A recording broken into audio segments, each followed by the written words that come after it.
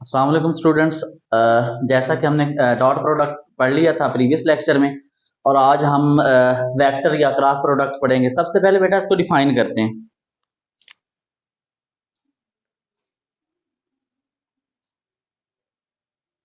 If the product of two vectors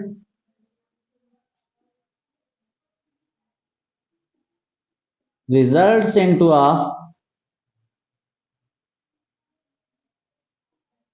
vector or cross product, then this kind of product is called cross or vector product. बेटा जैसा कि define हम कर चुके हैं, लेकिन डिफाइन में देखिएगा हमारे पास अगर मेरे पास दो वेक्टर हों और दो वेक्टर का मैं क्रॉस प्रोडक्ट लूं तो रिजल्ट्स में भी और बदले में भी हमें वेक्टर की क्वांटिटी मिले तो उसको हम स्केलर वेक्टर या फिर क्रॉस प्रोडक्ट कहते होते हैं। तो इसका फार्मूला जरा देखते हैं कि इसको मैथमेटिकली हम कैसे लिखते हैं।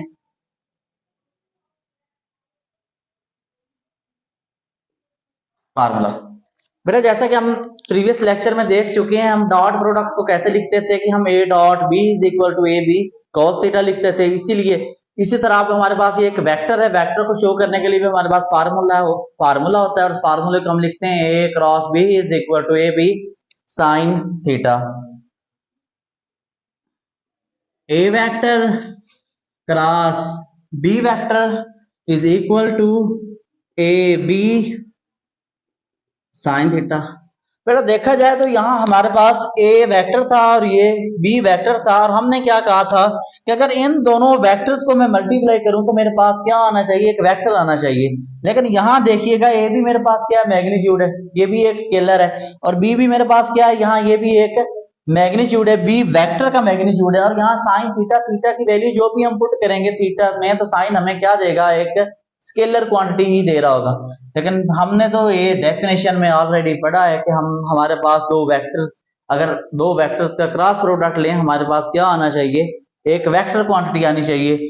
सो वेक्टर बनाने के लिए इसके साथ मैं एक यूनिट वेक्टर लिखूंगा जिसको मैंने एन यूनिट वेक्टर का नाम दिया। हमें पता है कि बेटा यूनिट वेक्टर हम वहां यूज करते होते हैं जहां हमने किसी चीज की डायरेक्शन को शो करना होता है। अब जरा देखिए, आप मैग्नीट्यूड भी आ गया साथ इसमें और प्लस उसकी डायरेक्शन भी आ गई, जिसमें मैग्नीट्यूड और डायरेक्शन दोनों आ जाए वो हमारे पास प्रोडक्ट कौन सा होता है, या हमारे पास आने वाली चीज क्या होती है, वो एक वेक्टर क्वांटिटी होती है। सो यहाँ हमारे पास जरा एन यूनिट वेक्टर को देखते हैं कि हमारे पास एन यूनिट वेक्टर क्या होता है। Here n is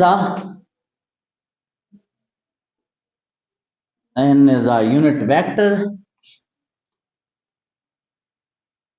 which is used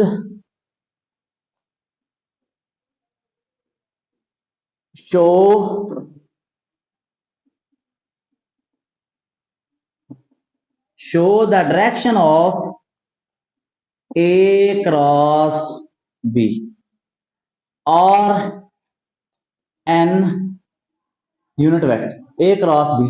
इसमें हमारे पास बेटा n यूनिट वेक्टर क्या होता है, हमारे पास एक ये यूनिट वेक्टर ऐसा वेक्टर है जो A क्रॉस B, जो मेरे पास दो वेक्टर थे उनकी डायरेक्शन को शो करने के लिए मैंने n यूनिट वेक्टर का यूज किया है। याद रखिएगा, here n unit vector is normal to the plane, and unit vector is a vector is normal to the plane containing A cross B. Plane लफ्ज यहाँ इस्तेमाल हुआ है बेटा, इसको एक्सप्लेन करने के लिए मैं आप लोगों के सामने एक डायग्राम बनाता हूँ। लेट्स से पहले देखिएगा बेटा कि हमारे पास ये जो दो वेक्टर हैं, ये लेट्स सपोज कि मेरे पास ये दो वेक्टर थे, और यहाँ जो एन यूनिट वेक्टर होता है वो उसके क्या होता है, इस प्लेन के एक्स एक्सेस और वाई एक्सेस है।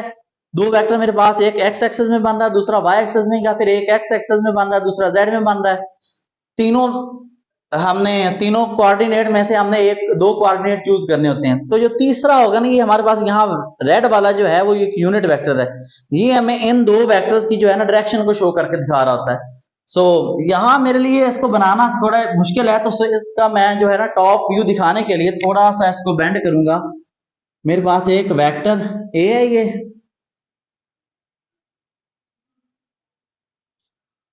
ये वेक्टर मेरे पास क्या है, वेक्टर ए है। ये वेक्टर मेरे पास क्या है, वेक्टर बी है।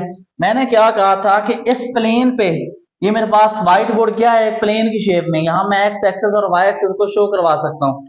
तो यहाँ जो मेरे पास यूनिट वेक्टर होगा वो इनके क्या होगा, नॉर्मल होगा, मतलब इनके ऊपर होगा इधर। नॉर्मल को मैं यहाँ दिखा नहीं सकता, इसलिए मैंने उसको ऊपर बना के दिखा दिया। ये हमारे पास क्या है, एन यूनिट वेक्टर है, या फिर हम इसे कह सकते हैं ये ए क्रॉस बी वेक्टर की हमारे पास क्या है, ये डायरेक्शन को शो कर रहा है, उसकी सिमत को जाहिर कर रहा है। तो देखिएगा ये था।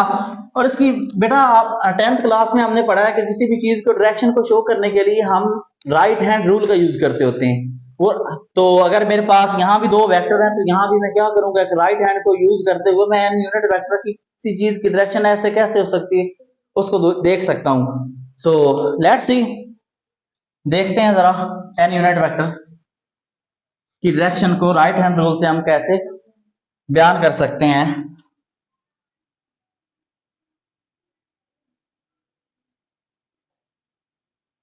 राइट हैंड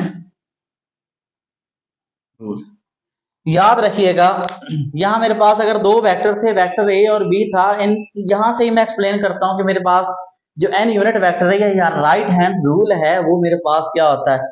सबसे पहले तो हमने जो वेक्टर ए है ना, इसको रोटेट करना है वेक्टर बी की तरफ, मतलब स्मॉलर एंगल की तरफ। यहां देखा जाए तो ए से बी की तरफ मेरे पास कौन सा एंगल बन रहा है, थीटा बन रहा है। लेकिन याद रखिएगा बेटा, यहां से एंगल मेरे पास, यहां से एंगल भी तो एक बन सकता है, लेकिन मैं इस एंगल को शो नहीं करवाऊंगा, क्योंकि मैंने हमेशा राइट हैंड रूल में कौन सा एंगल लेना होता है, स्मॉलर एंगल। तो मैंने वेक्टर ए को क्या किया है, रोटेट किया है वेक्टर बी की तरफ throw a smaller angle, smaller angle. तो आप लोग देखेंगे जो आप लोगों की जो यूनिट वेक्टर है एन है, उसकी डायरेक्शन इधर पे हो जाएगी।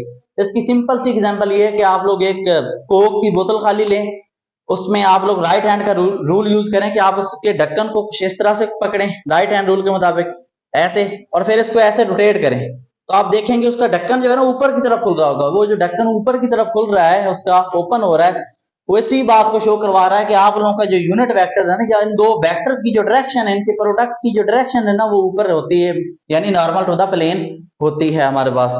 तो यहां मैं इसको जरा डिफाइन करूंगा।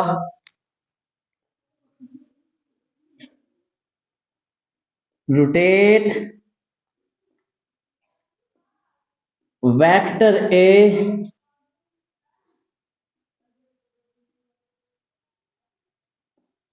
Through a small angle and erect thumb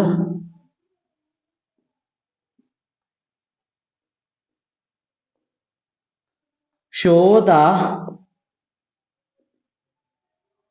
direction of A cross B or N unit vector. मतलब क्या है कि आप बेटा, ये मेरे पास लेट्स सपोज कि ए वेक्टर है, ये मेरे पास बी वेक्टर है, ये राइट हैंड है, इसमें मैंने बी को ए की तरफ right hand anti clockwise rotate करना है। जैसे मैं रोटेट करूंगा थ्रो स्मॉलर एंगल, तो ये जो हमारा ढक्कन है ना, वो ऊपर की तरफ उठता, इरेक्ट थंब मतलब सीधा। जो ढक्कन है आपका बोतल का, वो जैसे मैंने एग्जांपल दी थी, वो बोतल का जो ढक्कन है वो ऊपर उठता आप लोगों को नजर आता है। वो हमें किस चीज को शो करवा रहा होता है, कि उसकी ए क्रॉस बी की डायरेक्शन को शो करवा रहा होता है। सो ये था हमारे पास क्रॉस प्रोडक्ट। अब हम इसकी देखते हैं कुछ करेक्टरिस्टिक्स।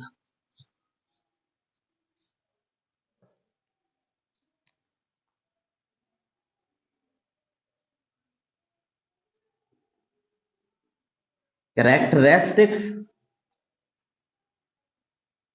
ऑफ क्रॉस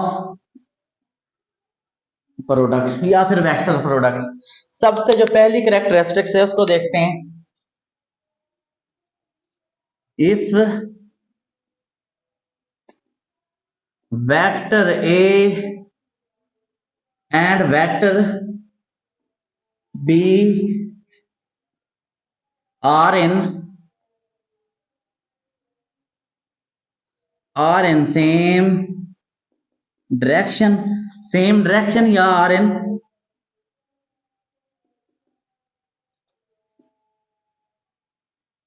या फिर हम उसे कह सकते हैं कि वो क्या है, पैरेलल इन दोनों वेक्टर।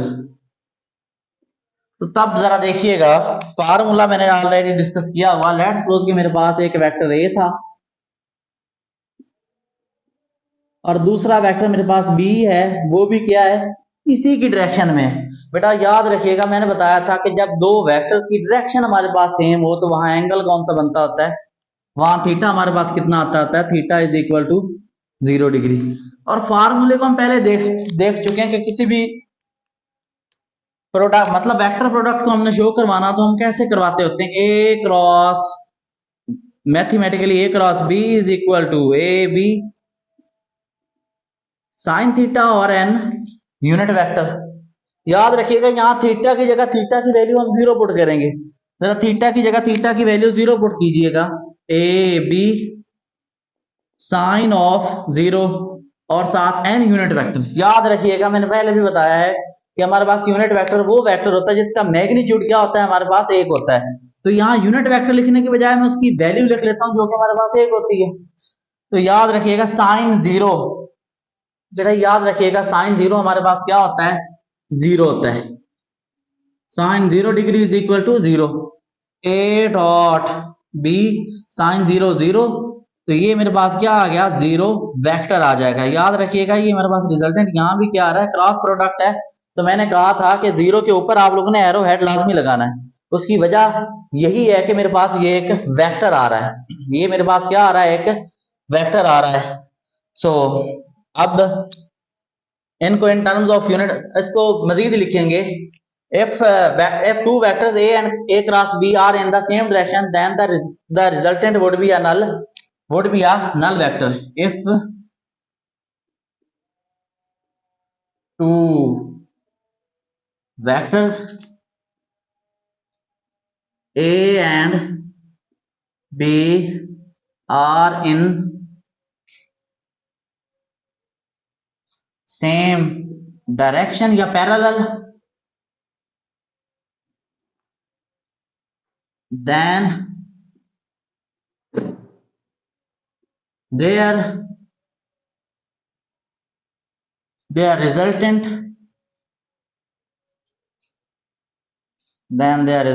would be a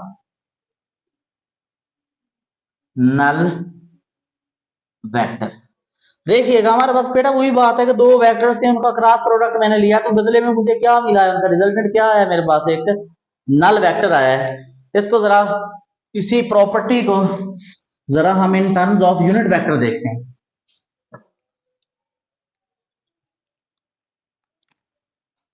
यहां हेडिंग देंगे हम इन टर्म्स ऑफ